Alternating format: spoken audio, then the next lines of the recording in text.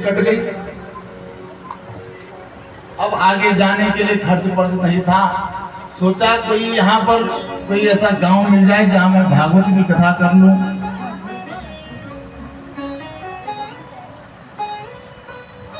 अब किसी को पूछा कि भाई कोई नजदीक कोई गांव है तो पानी पढ़ के भी आया हूँ, 5-10 साल मैंने मेहनत भी की है, भागवत की कथा भी हो जाएगी, कुछ दान दक्षिणा मिलेगी, आगे जाने का खर्च पर्च हो जाएगा।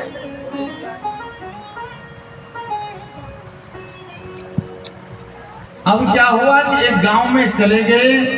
उस गांव में आज तक कभी कथा हुई नहीं थी।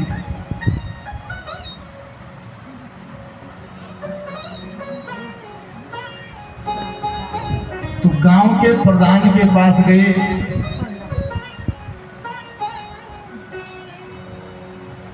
प्रधान जी को बोला, भैया ऐसी सी बात है, मैं कथा करना चाहता हूं। उसने कहा है यहाँ कोई कथा बता नहीं होगी, जाओ यहाँ से। अब गांव में ही पंडित जी का घर था। उसने कहा कुछ नहीं है, पंडित जी तो मेरी बात को समझ जाएंगे। पंडित जी के पास गया।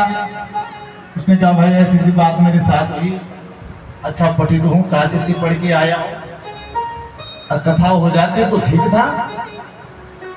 अब पंडित जी ने भी उस गांव में कभी कथा नहीं सुनी थी, क्योंकि वहां कभी कथा हुई नहीं थी।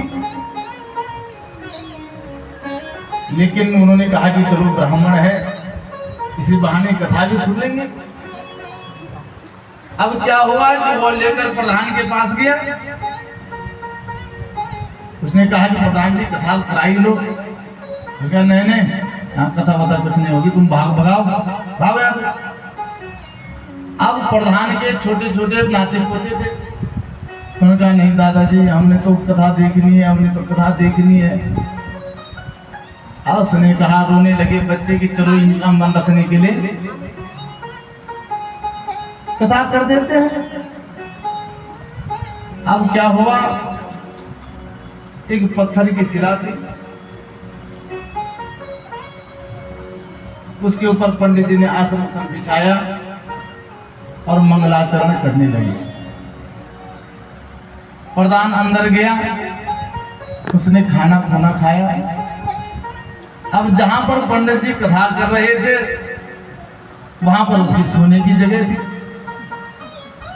अब आधा घंटा बीत गया। उसने कहा कि तो कथा इसने शुरू की नहीं।